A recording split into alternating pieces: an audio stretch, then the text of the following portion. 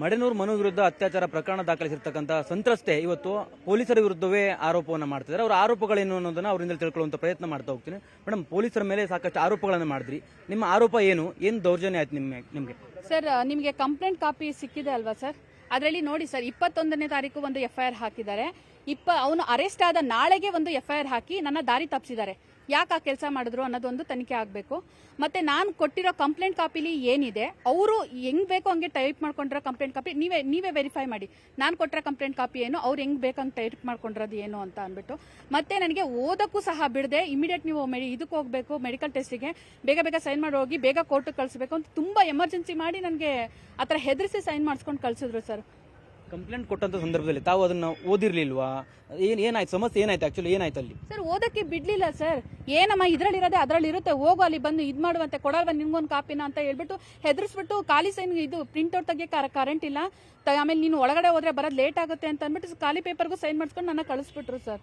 ಯಾರು ಪ್ರಮುಖವಾಗಿ ಈ ಒಂದು ಕೃತ್ಯವನ್ನು ಮಾಡಿದಂತವ್ರು ಯಾರು ಅಂತ? ಮಹಾದೇವ ಅನ್ನೋರು ಸರ್.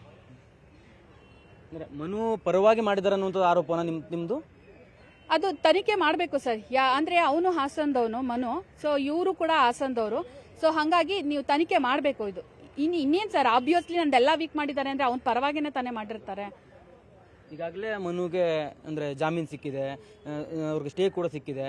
ಈ ಸಂದರ್ಭದಲ್ಲಿ ಹೇಗೆ ನೀವು ಈಗ ಮುಂದೆ ಫೈಟ್ ಮಾಡ್ತೀರಿ? ಯಾಕಂದ್ರೆ ನೀವು ಹೇಳ್ತಾ ಇರುವಂತದ್ದು ಮನುಗೆ ಸಹಾಯ ಮಾಡೋದಕ್ಕಾಗಿ ಅವರು FIR ನಲ್ಲಿ ಸಾಕಷ್ಟು ಅಂಶಗಳನ್ನು ತೆಗೆದು ಹಾಕಿದ್ರು ಅನ್ನುವಂಥದ್ದು. ಸರ್, ಇವಾಗ ನಾನು ಕೇಳಿದೆ ಸರ್, 2-3 ದಿನ ಆದಮೇಲೆ ಸ್ವಲ್ಪ ಮಹಜರುಗಳು ಮಾಡೋದು ಮತ್ತೆ ಮಾಧ್ಯಮಗಳ ಜೊತೆ ನಾನು ಮಾತಾಡೋ ಕ್ಲಾರಿಟಿ ಕೊಡೋದು ಒಂದು ಅವಶ್ಯಕತೆ ಇತ್ತು. ಅದೆಲ್ಲ ಆಗಿ ಆ ಟೈಮಲ್ಲಿ ನಾನು ನೋಡ್ಕೊಳಕ್ ಆಗಿಲ್ಲ. ನನ್ನ ಹೆಲ್ತ್ ಕಂಡೀಷನ್ ತುಂಬಾ, ನಮ್ಮ ಮನೆಗೆ ಮಾಧ್ಯಮದವ್ರು ಬಂದಾಗ ನೋಡಿರ್ತಾರೆ ಆಫ್ ದ ಸ್ಕ್ರೀನ್ ನಾನು ಎಷ್ಟು ವೀಕ್ ಆಗಿದ್ದೆ, ಎಷ್ಟು ಅನ್ಹೆಲ್ದಿ ಆಗಿದ್ದೆ ಅಂತ ಅಂದ್ಬಿಟ್ಟು.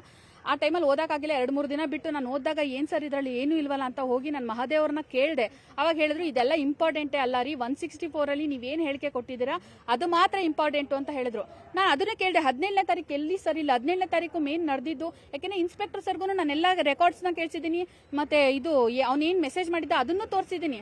17ನೇ ತಾರೀಕು ನಾನು ಕಂಪ್ಲೇಂಟ್ ಕೊಡೋಕ್ಕೂ ಮುಂಚೆ ಮೆನ್ಷನ್ ಮಾಡಿದ್ದೀನಿ, 17ನೇ ತಾರೀಕು ನಡೆದ ಘಟನೆಗೆ ನಾನು ಇವತ್ತೇ ಕಂಪ್ಲೇಂಟ್ ಕೊಡೋಕೆ ನಾನು ಪೊಲೀಸ್ ಸ್ಟೇಷನ್ ಮೆಟ್ಲೇರಿದ್ದೀನಿ ಅಂತ. ಅದೇ ಇಲ್ಲ ಅಂತ ಅಂದ್ರೆ ಏನ್ ಸರ್ ಅದ ಅರ್ಥ? ನೀವೇ ಯೋಚನೆ ಮಾಡಿ ಸರ್, ಏನ್ ಮೋಸ ನಡೀತಿದೆ ಇಲ್ಲಿ ಅಂತ. ಕಂಪ್ಲೇಂಟ್ ಕಾಪಿಯಲ್ಲಿ ಇರ್ತಕ್ಕಂಥ ಪ್ರಮುಖ ಅಂಶ ಏನಾಗಿತ್ತು, ಯಾವ ಅಂಶವನ್ನು ಅವ್ರು ಕೈ ಬಿಟ್ರು, ಅದರಿಂದ ಏನು ಅವ್ರಿಗೆ ಲಾಭ ಆಯ್ತು ಅಂತ? ಸರ್ ಮೇಡಮ್, ಒಂದು ನಿಮಿಷ. ಅಂದ್ರೆ 29ನೇ ತಾರೀಕು 2022ರಲ್ಲಿ ಸರ್ ನಾನು ಮೇನ್ ಹೋಗಿದ್ದು 17ನೇ ತಾರೀಕು ವಿಷಯಕ್ಕೆ ನಾನು ಕಂಪ್ಲೇಂಟ್ ಕೊಡೋಕೆ ಅಂತ. ಅದು ಕೊಡೋಕೆ ಅಂತ ಹೋದಾಗ ನಾನು ಏನ್ ನಡೆದಿದೆ A to Z ನಾನು ಹೇಳಬೇಕಾಗಿತ್ತಲ್ಲ ಸರ್. ಯಾಕೆ ಡಿಲೇ ಕಂಪ್ಲೇಂಟ್ ಆಯ್ತು, ಏನಾಯ್ತು, ಹೆಂಗಾಯ್ತು ಅಂತ ಅಂದ್ಬಿಟ್ಟು ಅದನ್ನೆಲ್ಲ ನಾನು ಸಂಕ್ಷಿಪ್ತವಾಗಿ ನನ್ನ ಕಂಪ್ಲೇಂಟ್ ಕಾಪಿನಲ್ಲಿ ಇತ್ತು. ಅದು ಬಿಟ್ಟು ಏನೇನು ದುರ್ಬಲವಾಗಬೇಕು ಬರೀ ಈ 2022 ಹೈಲೈಟ್ ಮಾಡಿ ಇನ್ನೇನು ಇಲ್ವೇ ಇಲ್ಲ. ಅದರಲ್ಲಿ ಏನಿದೆ ಇಲ್ಲಿ, ಯಾಕೆ ಡಿಲೇ ಆಯ್ತು ಕಂಪ್ಲೇಂಟ್ ಅನ್ನೋದು ಏನಿದೆ ಇಲ್ಲಿ? ನಿಮ್ಮ ಲಾಯರ್ ಜೊತೆ ಮಾತಾಡಿಲ್ವಾ? ಮಾತಾಡಿದ ನಂತರದಲ್ಲಿ ಠಾಣಾಧಿಕಾರಿಗಳಿಗೆ ಗಮನಕ್ಕೆ ತರುವಂತ ಕೆಲಸ ಮಾಡಿದ್ರ ಹೇಗೆ ಅಂತ? ಸರ್, ನನಗೆ ಗೊತ್ತಿಲ್ಲ. ನನಗೆ PP ಅವ್ರು ಇರ್ತಾರೆ ಅನ್ನೋದೇ ನನಗೆ ಗೊತ್ತಿರಲಿಲ್ಲ. ನಾನು ಕೇಳಿದೆ ಸರ್, ಇವಾಗ ನಾನು ಲಾಯರ್ ಇಟ್ಕೊಳ್ಳ ಅಂತ ಅಂದ್ಬಿಟ್ಟು ಕೇಳಿದೆ. ನಿಮ್ಗೆ ಯಾಕ್ರಿ ಲಾಯರು, ನಿಮ್ಗೆ ಅಂತಾನೆ ಗೌರ್ಮೆಂಟ್ ಅವರು ಇಟ್ಟಿರ್ತಾರೆ, ಸೊ ಲಾಯರ್ನೆಲ್ಲ ಇಟ್ಕೋಬೇಡಿ ಅಂತ ಹೇಳಿದ್ರು. ನಾನು ಹಂಗೆ ನಂಬ್ಕೊಂಡಿದ್ದೆ. ಸೊ ನಂಬ್ಕೊಂಡಿದ್ದಾಗ ನಂದು 2 ಮೊಬೈಲ್ನ ಕೂಡ ಮಹಜರು ಮಾಡಿದಾಗ ತಗೊಂಡಿರ್ತಾರೆ. ನಾನು ಹಂಗೂ ಕೇಳಿದೆ ನನ್ನ ಮಹಾದೇವ ಅವ್ರನ್ನ, ಸರ್ ನನ್ನ 2 ಮೊಬೈಲ್ ತಗೊಂಡಿದ್ದಾರೆ, ಹೆಂಗೆ ಅವ್ರು ನನ್ನನ್ನು ಕಾಂಟ್ಯಾಕ್ಟ್ ಮಾಡ್ತಾರೆ ಅಂತ ಕೇಳಿದೆ. ನಾವು ಹೇಳ್ತೀವಿ ಬಿಡ್ರಿ, ನಾವು ಇಲ್ವಾ ಅಂತ ಹೇಳಿದ್ರು. ಎಲ್ಲಿ ಸರ್ ಹೇಳಿದ್ರು? ಆರ್ಡರ್ ಆಗೋ ಹಿಂದಿನ ದಿನ ಯಾಕೆ ಹೇಳ್ಬೇಕಿತ್ತು? ಅವ್ರು ಬೇಲ್ ಹಾಕೋದೆಲ್ಲ ಗೊತ್ತಾಗ್ತಿರುತ್ತೆ ತಾನೆ ಪೊಲೀಸ್ ಸ್ಟೇಷನ್ಗೆ. ಆ ಹುಡುಗಿಗೆ ಯಾರು ಇಲ್ಲ, ಅವ್ರಿಗೆ ಇನ್ಫಾರ್ಮೇಶನ್ ಕೊಡಬೇಕು. ಪ್ರತಿಯೊಂದನ್ನು ಹೇಳಿದ್ದೀನಿ ಸರ್, ನಂಗೆ ಗೊತ್ತಾಗಲ್ಲ, ಪ್ಲೀಸ್ ಹೇಳಿ ಸರ್, ನಂಗೆ ಗೊತ್ತಾಗಲ್ಲ, ಹಿಂಗೆ ಕೇಳ್ಕೊಂಡಿದ್ದೀನಿ. ಇನ್ಫಾರ್ಮ್ ಮಾಡ್ಬೋದಾಗಿತ್ತಲ್ಲ ಸರ್ ಅವ್ರ. ನಂಗೆ ಮಹಾದೇವ್ ಅವರ ವಿರುದ್ಧ ದೂರು ಕೊಟ್ರ? ಬೇರೆ ಅವ್ರಿಗೆ ಯಾರು ಕೊಟ್ರಿ ದೂರು? ಸರ್,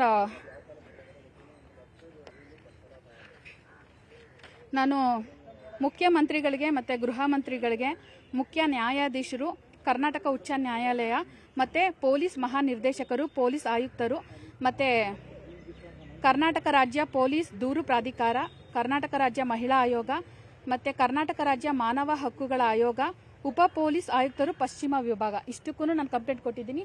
ಹಾಗೆ AG DG ಹತ್ರ ಅವ್ರ ಹತ್ರ ಹೋದಾಗ್ಲೂ ಅವರು ಕಮಿಷನರ್ ಕಳಿಸ್ತೀನಿ, ನಾನು ಈ ತನಿಖೆ ಮಾಡಕ್ಕೆ ಹೇಳ್ತೀನಿ ಅಂದರು.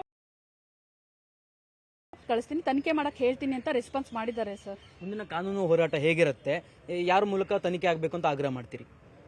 ಸರ್, ಪ್ರಾಮಾಣಿಕ ಅಧಿಕಾರಿಯಿಂದ ನನ್ನ ಕೇಸು ತನಿಖೆ ಆಗಬೇಕು ಅಂತ ಆಸೆ ಪಡ್ತೀನಿ ಸರ್, ಅಷ್ಟೇ. ಅಂದ್ರೆ ಯಾವ್ದು ಠಾಣೆ ಬದಲಾಗಬೇಕು ಅನ್ನೋದು ಇದೆಯಾ? ಖಂಡಿತವಾಗ್ಲೂ ಸರ್, ನಂಗೆ ಅನ್ನಪೂರ್ಣೇಶ್ವರಿ ನಗರ ಪೊಲೀಸ್ ಠಾಣೆ ಮೇಲೆ ಯಾವುದೇ ನಂಬಿಕೆ ಇಲ್ಲ. ಅಂದ್ರೆ ಈ ಒಬ್ಬ ವ್ಯಕ್ತಿಯಿಂದಾನೇ ನನ್ಗೆ ನಂಬಿಕೆ ಇಲ್ಲ.